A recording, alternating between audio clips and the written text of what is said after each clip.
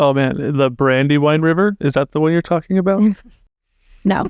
The one next to the old forest near the Shire? Oh, no. Here it comes. Here it comes. This is the Exploring the National Parks podcast with Dirt in My Shoes. My name is Ash, and I'm a former park ranger and the founder of Dirt in My Shoes. I think that the parks are best seen from the trail, and I'm here to make national park trip planning easy. And I'm John. I carry the kids on the trails, I tell stories, and notice all the things that Ash doesn't care about much, like trees. Join us as we show you around America's spectacular national parks. We're sharing our favorite places, fun facts, adventures, and misadventures. And we'll even throw in a little trip planning. Let's start exploring.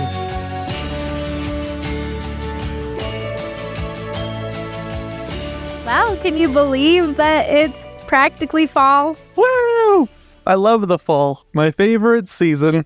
Is it? I think it's everybody's favorite season. I think it is too, because it's got the best of summer for activities, generally speaking, without, having to be held up inside. How do you sucking down your air conditioner? How do you feel about pumpkin spice? I love pumpkin spice. Because I feel like everything's going to turn to pumpkin spice here in the next few weeks. Yeah. I'm not a fan. No? No. Well, yeah. Well, I don't really like pumpkin pie. It's true. Every year for my birthday, I buy myself a pumpkin pie, and I'd like to say that I eat it over the span of a week, but I generally do it faster. Doesn't take that long. Yeah. Like one of those huge ones from Costco. They're huge pumpkin pies. And yeah, you go through those really fast. I don't know how you can stomach it. I'll eat like a little sliver, but ugh. It's so good. So I love fall. I love fall because I love how the air gets crisp and I love the leaves changing and stuff like that. I'm just not like, oh yay, fall, scarves and pumpkin spice and everything. I'm not like that. Mm-hmm. But I do love fall. So today we wanted to talk about our favorite national parks to visit during the fall. Yes. I mean, when we were making this list and I was looking over things and I was like, well, really any park is my favorite in the fall. Yeah.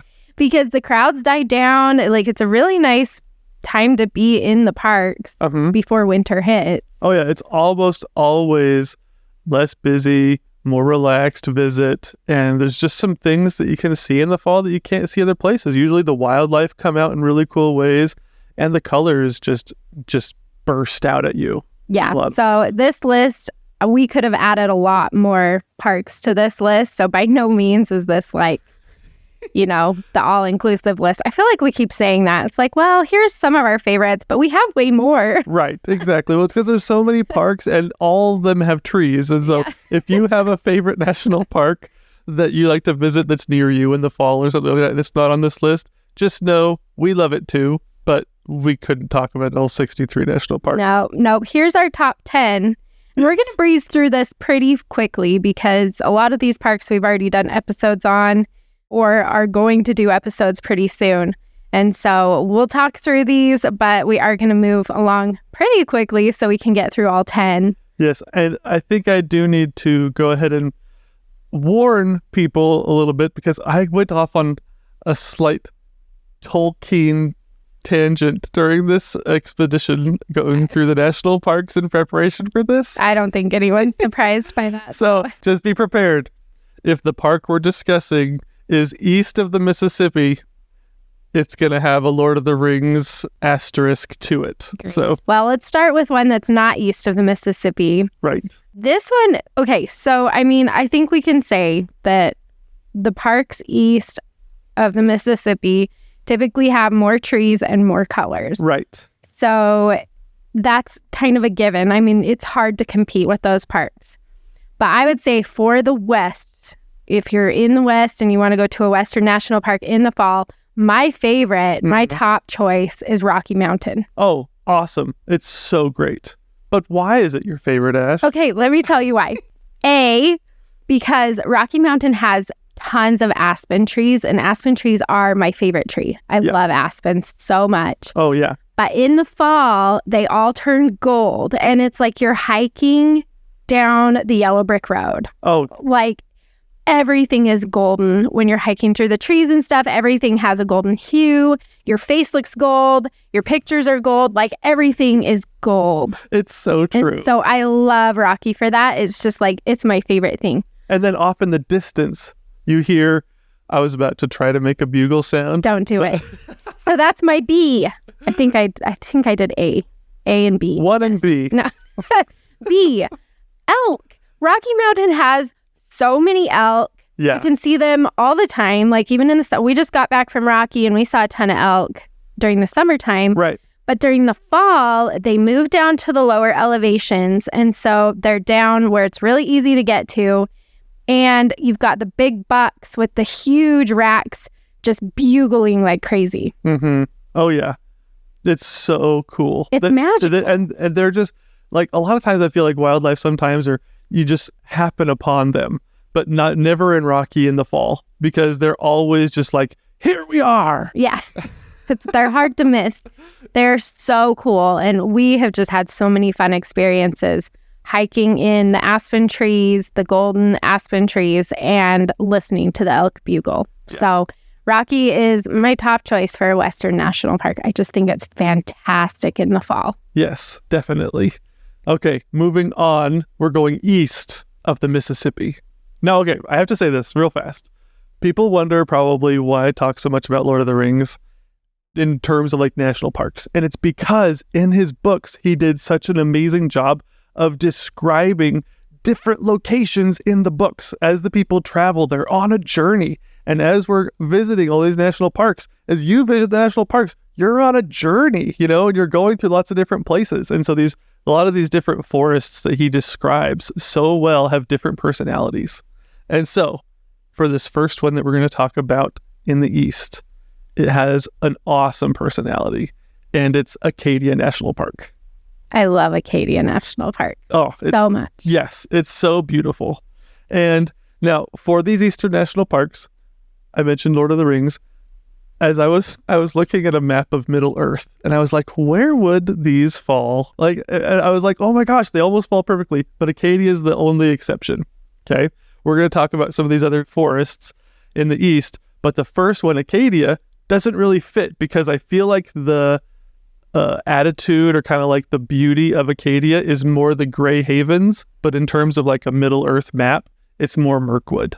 So I'm thinking like the one moment where I'm really thinking about how this fits so well into Tolkien lore is when Bilbo is climbing to the top of the trees in Mirkwood, and he finally gets to the top, and he takes a giant breath of fresh air, and he just looks over the forest. And it reminds me of a moment when I was on the Beehive Trail during the fall, and I'm just looking out over these forests, and it's a blanket of red leading up into the ocean. It reminds me of that moment when Bilbo's at the top of the trees and he just takes in this deep breath, and like the butterflies start flying all over the place. And he looks out and he can see, he sees the lake, which is kind of like the ocean in Acadia. And it's just like, oh my gosh. And then you got some of the mountains like Cadillac Mountain in the distance and things like that. And it's just like, this perfect, beautiful moment. And that is what Acadia feels like to me.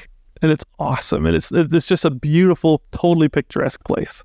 Yeah, you got to be careful with your timing in Acadia, I feel like, because it's weird. We have been to Acadia in the fall and we loved it, but like things really start closing down. Right. It gets really quiet if you're there too late.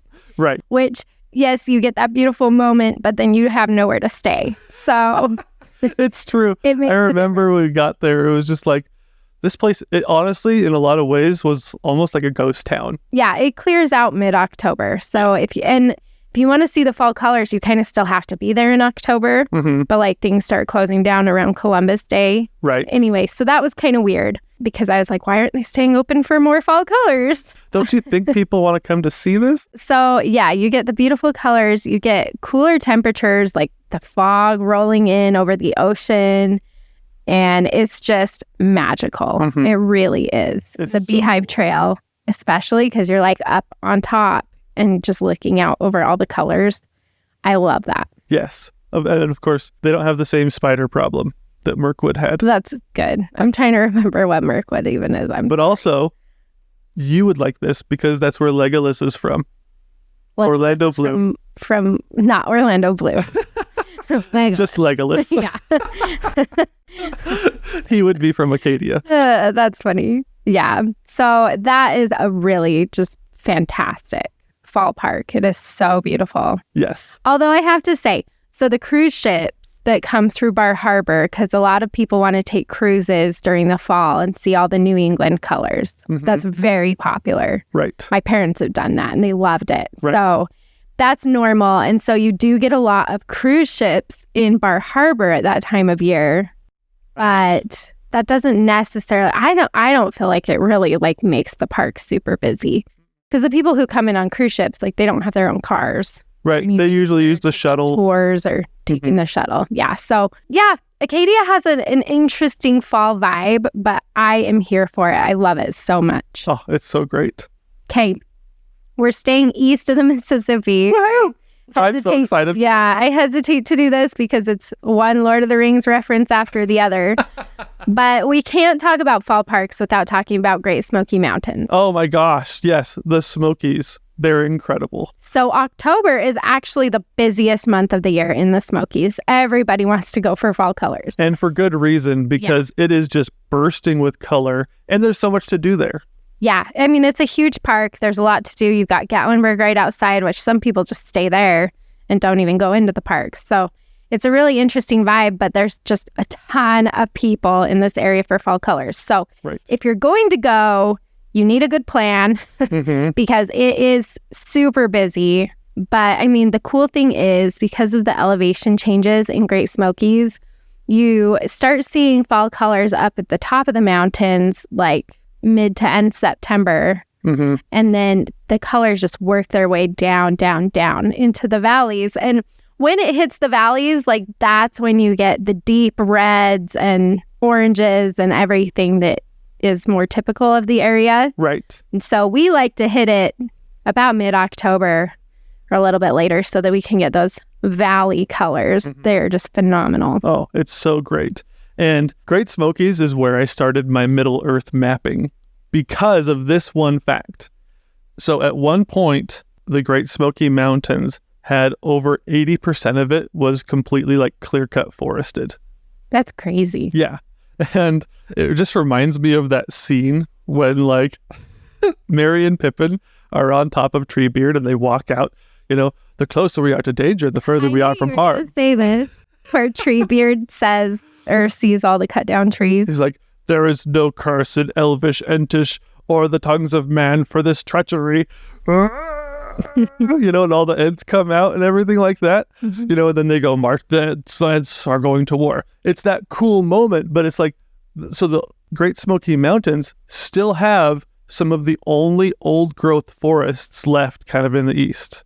Yeah. And so even though 80% of it was forested, like a lot of it is, it's come back, but there's still that 20% that's like that remainder of Fangorn, you know, that twisted, gnarled forest, you know, deep in the deep, dark parts of the mountains. You know, that is still there, and you can still find and see some of those really cool old growth forest parts of the Great Smoky Mountains. And I mean, the colors are amazing, but just the fact that the Smokies have that super neat old growth forest aspect to them makes them the Fangorn forest. And it's really cool. It is really cool. It's really fun. So we love it. Yeah, we love Great Smokies in the fall. Just be prepared for crowds. Yeah. The Dirt in My Shoes itinerary will help a lot with that because it gets really, really crowded. So keep that in mind. But yes, Fangorn Forest, I guess. We ain't going no further till we've had a breather. Okay. Moving on. Back west. Yay. Let's stick in the west for a few minutes. Number 4, one of our favorite parks to visit during the fall that I think is often just like totally under people's radar and completely overlooked is Great Basin National Park. Oh, absolutely. People don't even, it's never on anybody's radar. No, and Great Basin is in Nevada, and you wouldn't think, I mean, if you've been through Nevada. Trees? Yeah. Are there trees in Nevada? So what's crazy about Great Basin is, again, you get those aspens primarily. Right. Then that's pretty typical for the fall colors in the west. Right. We have a lot of aspen trees in the mountains around here. So Picturing people like driving through Nevada, prison, Great Smoke, Great Basin as they're driving through the highway. Yeah. Sorry. It is a surprise.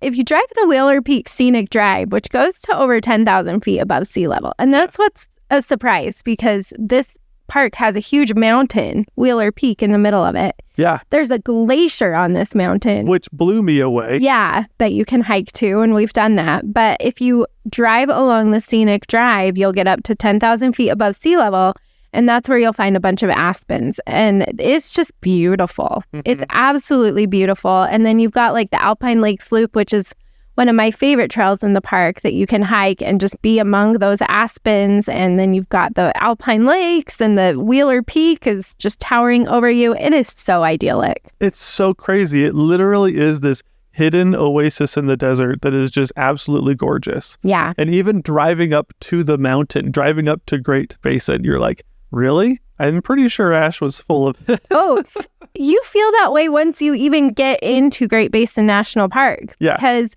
the bottom part of it, that's where you'll find like Lehman Caves, which is really cool. You've got to tour the caves. But those are all the lower elevation, and it is desolate. Yeah, it's true. There's really not much, even in the lower elevations of the park. It's literally not until you are, I don't know, 10, 15... halfway up Wheeler Peak Scenic Drive that you're like, what the crap? Where are we? And just all of a sudden, it's like you turn a switch back and you're just like, you turned a switch on the park and everything changes. Yeah.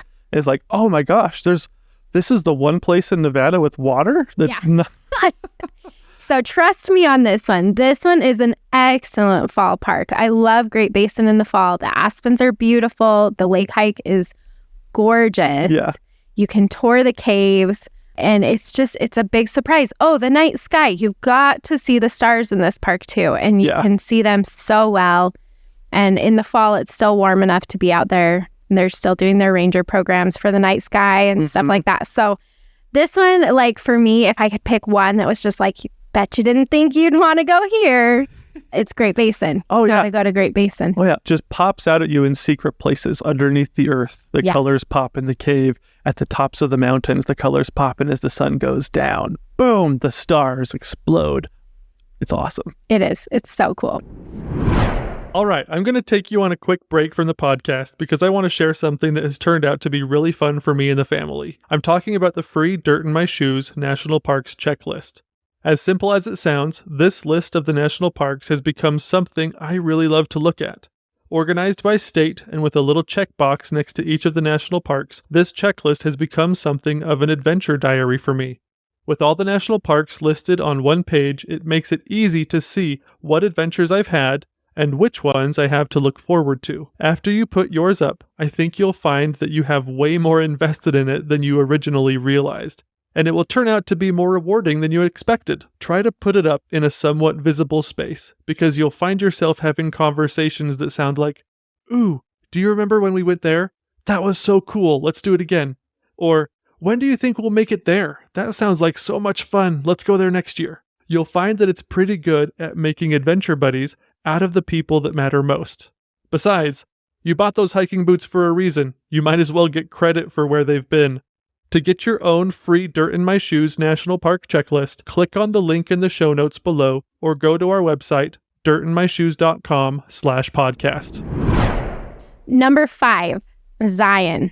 Yes. And I put this one on the list, honestly, not so much for the fall colors, though you will get some, and it is really pretty. We've been there in the fall lots of times. And so you will get some really nice yellows as you're going through the park if you're wanting the fall colors. Right. There's a lot of cottonwoods that are really good at changing colors and are pretty. Yeah. But selfishly, I put this one on the list because I just think the fall is the best time to be in Zion, like hands down. Right. If you're going to go to Zion and you want a less busy experience, oh yeah, you've got to be there in the fall. Plus, who wants to hike in 100+ degree temperatures during the summer? I mean, people do it. People do it all the time. The summer is the busiest time in this park. There's only one hike that I would want to hike The Narrows. The Narrows. Yeah. Yeah. But the thing is, so the Narrows is actually the best in the fall because the water levels are low enough that you're not fighting against the current. It's just a really nice, enjoyable hike. Right. And it's less busy. So yeah, that's why I was like, well, we are always in Zion in the fall if we can help it. We have been there other times, but fall is my favorite. Yeah, get your red and yellow colors from the rocks instead of the leaves. Yeah. But we have some beautiful pictures of fall colors in Zion. Uh-huh. So it's not that it doesn't change, but I just think the whole experience for me visiting Zion in the fall is just so much more enjoyable. Right. I was just going to say, while everybody else is leaf peeping, go rock peeping at Zion. That's weird. You can see rocks everywhere. But not the red rock. Yeah. The red and yellow layered rocks it's of all Zion. over Zion. So you just need to go to Zion and you'll see the rocks. I was just going to say that in October, if you do go in October, go after the Utah fall break, which is like mid-October. Good tip. Because it will be just full of people. Hammered. Yeah. But if you can go like that next week or later, we hiked the Narrows. We did the whole through hike in November and there was ice in the water. It was cold. We had our special suits and stuff, but it was so beautiful. Yeah. It was so nice. So and we didn't see that many people. No, either. There was not very many people there. Yeah. So yeah, that's just I just kind of threw that one in. If you've been thinking of going to Zion, try to get there in the fall if you can. It's the best time to be there. Where are we going now? Which direction? Okay, let's go east. We're going for number 6, we're going to Shenandoah National Park. Also known as La Florian. Ugh, this is getting way too nerdy for me.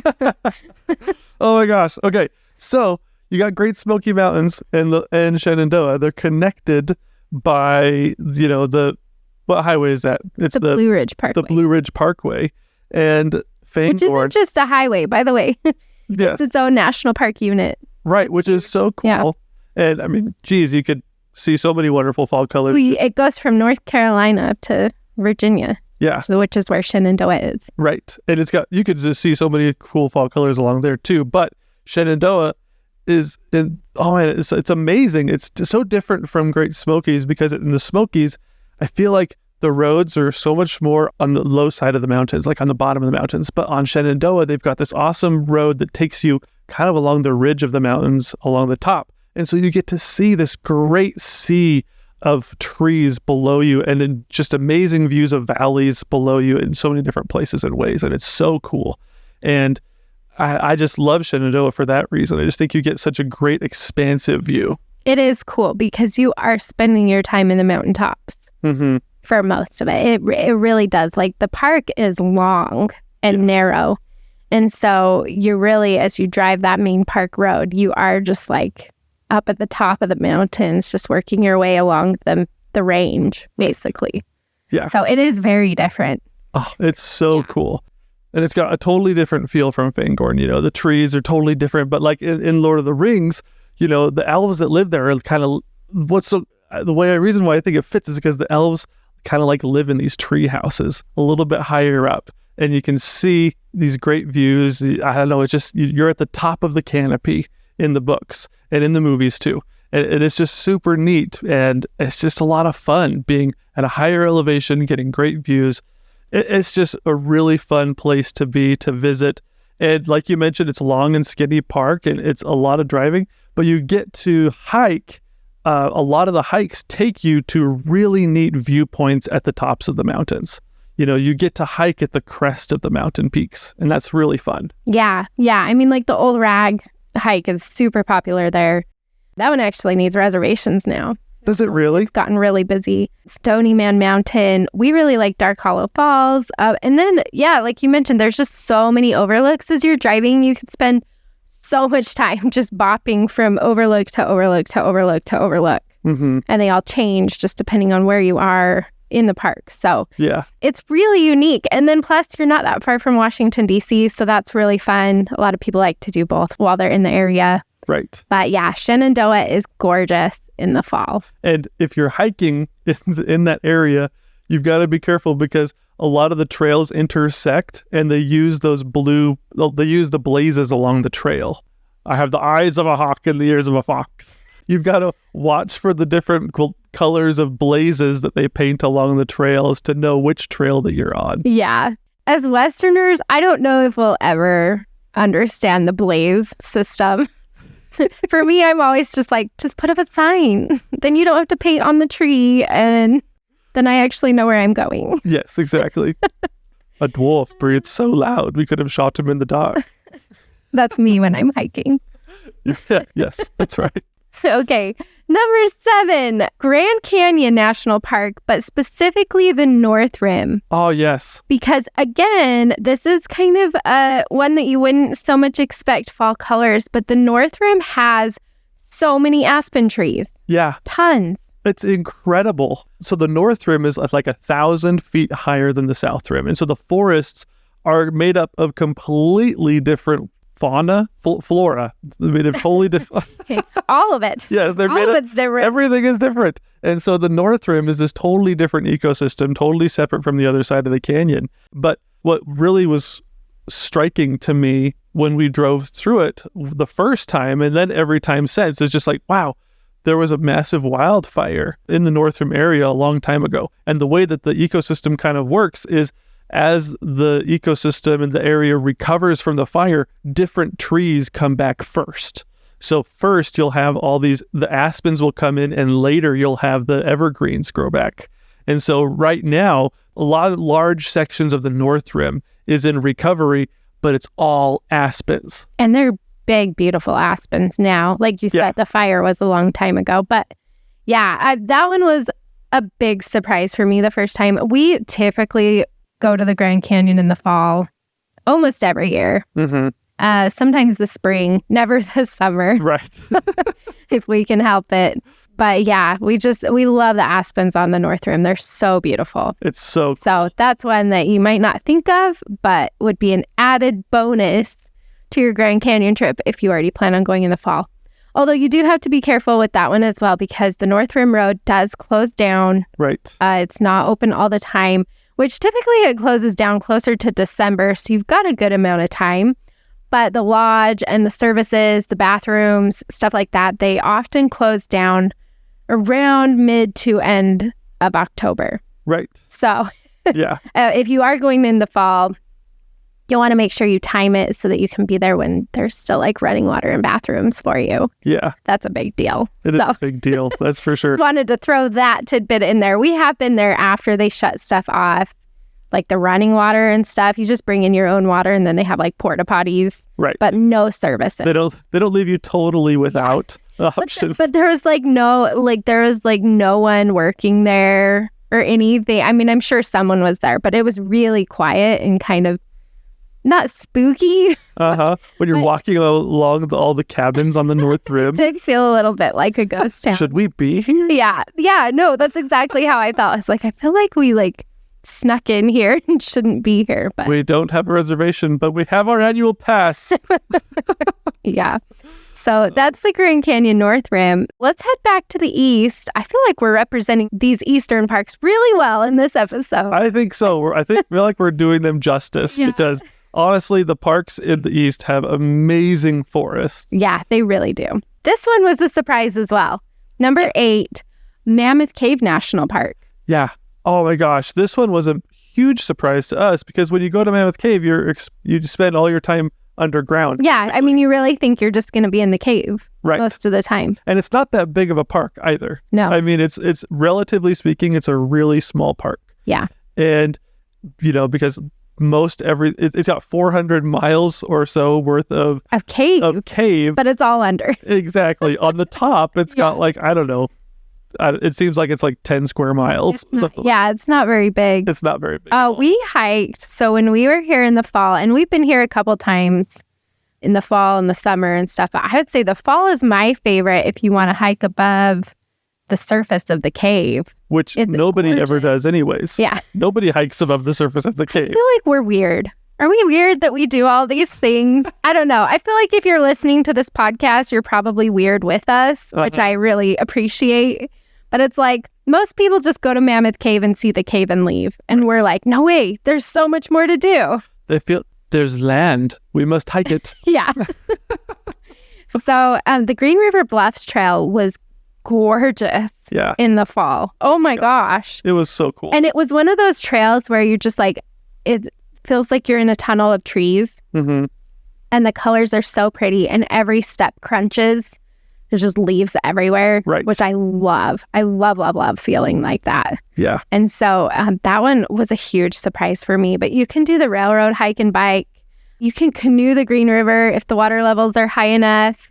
So there are some really fun things to do on the surface. Oh, man. The Brandywine River, is that the one you're talking about? No. The one next to the old forest near the Shire. Oh, no. Here it comes. Here it comes. Okay. This is my thought. Mammoth Cave, super small forest that you can explore. But also because you were the only person there, it's like you have it all to yourself. That's the place where somebody that doesn't really want to be found can have the forest to themselves. Tom Bombadil. You only get that from the books, not from the movie. He's not in the movies. But yes, I mean, that's really what it was like. I mean, as you're driving through Kentucky, you see all these farms. There's farmland all around you. And it's really cool. And then you arrive to Mammoth Cave and it's all this forest. It's kind of like going through the Shire and you make your way to the old forest. I feel like we need to link a map for those of us that are not as nerdy.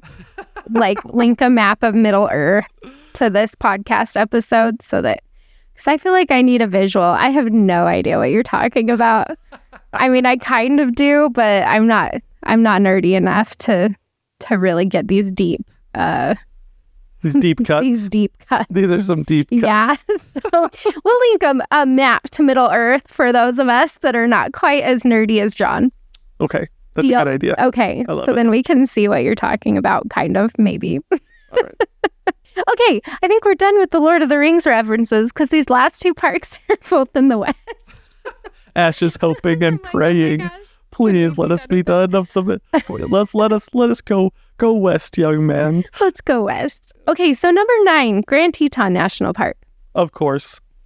I could not mention this park. You guys know I love Grand Teton so much, but the fall in Grand Teton is like otherworldly. It's so beautiful, and it's like that calm before the winter. You can feel it in the air because winter's not far off. Right. And all the animals are like getting ready for winter, and there's just a crispness in the air, and it's cold. Right. And the mountains are just like, I don't know, everything's like, breathing a sigh before winter comes. Right. And so I love Grand Teton in the fall. The colors are gorgeous.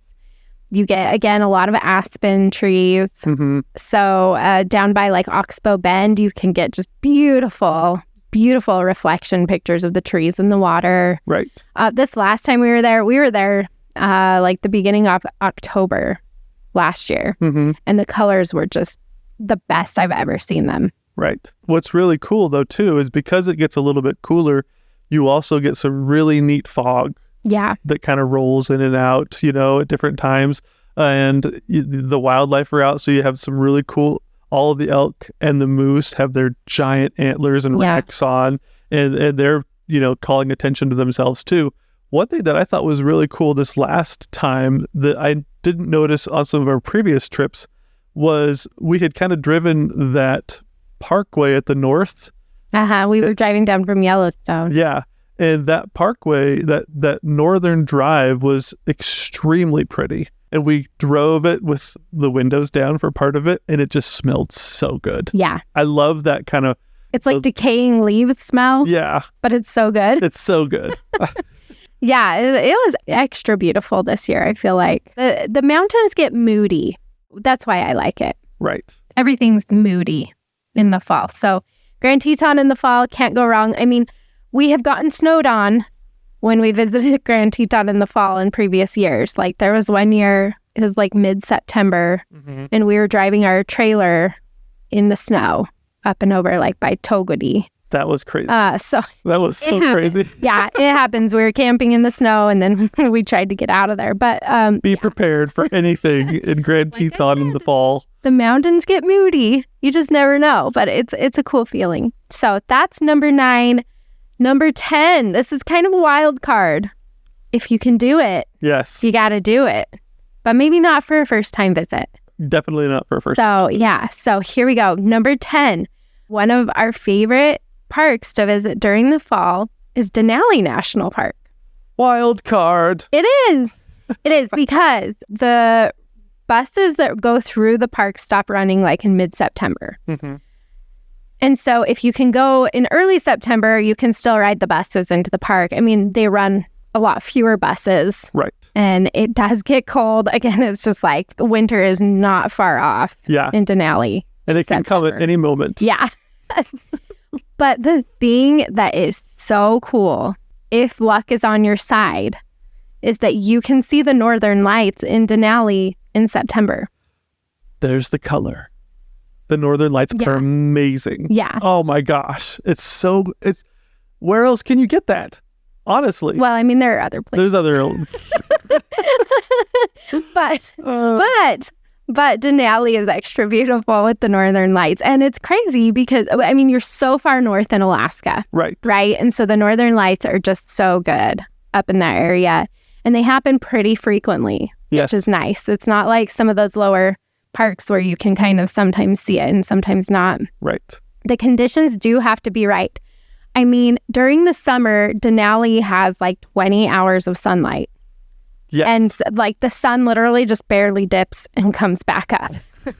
It's crazy. It just more circles the sky. Yeah. Well, I mean, a little further north, that literally is all that the sun does. Right. But once you start getting into like late August and into September, then it does start getting dark enough at night that you can see the northern lights if the conditions are right. If it's not cloudy, if it's cold enough, then those northern lights start to come out. So we've seen them. I've seen them in Denali late August, actually, before. And so the further into September you can get, I would say the better chance you have of seeing those northern lights. And it's just phenomenal. It's a really cool fall experience because the whole landscape just kind of gets that chill. And all of the plants, so you'll have all the brush, those that have leaves, and those will change some color too.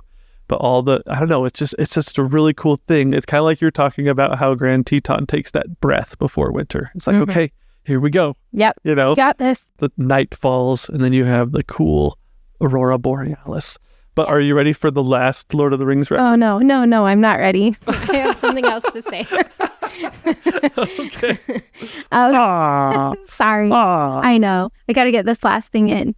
The other thing they do in Denali in the fall, I got to get it in before the Lord of the Rings throws me off or I'll forget. They have a road lottery that you can enter in September. Well, you enter in May to try to get the lottery, but they run the actual road lottery in September after the buses stop running. Mm-hmm. They have like 4 or 5 days in mid-September where if you win this lottery, you can drive your car as far as you want. Which is so cool. Yeah.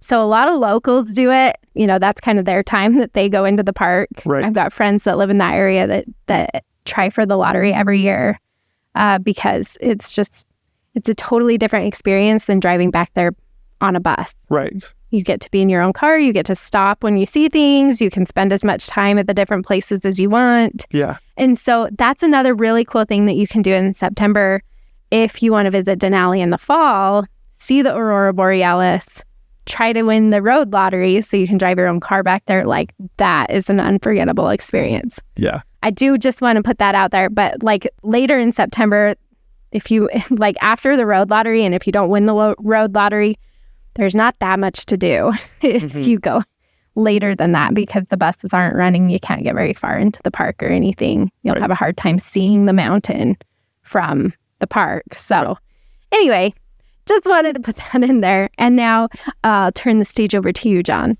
All right. For the last moment, I'd like to read a bit of poetry from... Oh my gosh.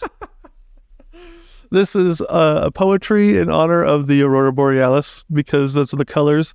This comes to us courtesy of Samwise Gamgee.